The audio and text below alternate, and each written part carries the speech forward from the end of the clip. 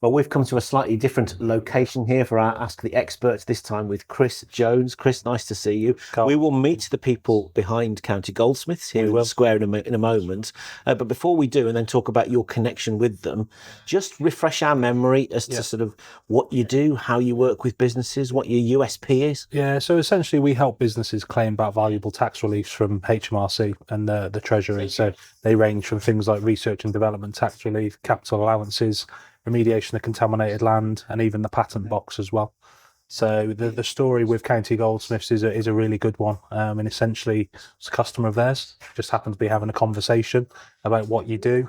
And the unique part about this business is, although it's a retail environment, they've also manufacture on site here. They've got their own in-house Goldsmiths on here, haven't they? Yeah, so behind us here, absolutely. So just over your left shoulder there, Carl. So, and that's very unique in the town. So as I say, we started having a conversation about what the business does and how, and obviously the kind of products that they create, amend, manufacture, and essentially there was something in there that we could actually claim back for them. So it's good old-fashioned networking working. It was, yeah, or shopping. Yeah, shopping in other words. But no, it just goes to show. I mean, and County Goldsmiths were a prime example of a business which genuinely don't believe that things apply to them. And once we were obviously able to have that conversation, it allowed them to grow as a business, and they invested that money back in wisely. And I'm sure Stuart will tell you the story of how it's allowed their business to grow and flourish over the years ahead. So they've been a client of ours now for just over 4 years.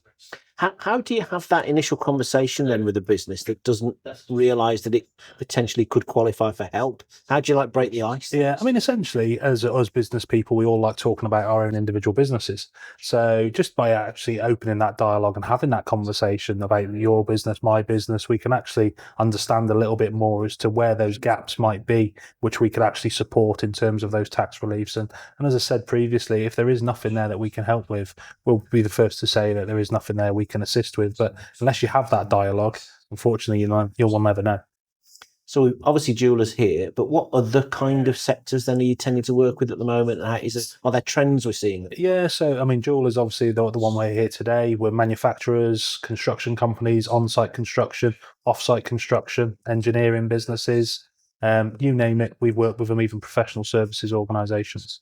So just within Shropshire then, how much have you been able to reclaim for businesses over the last, financial year, calendar year? So over the last financial year, you're probably looking at 4 or 5 million.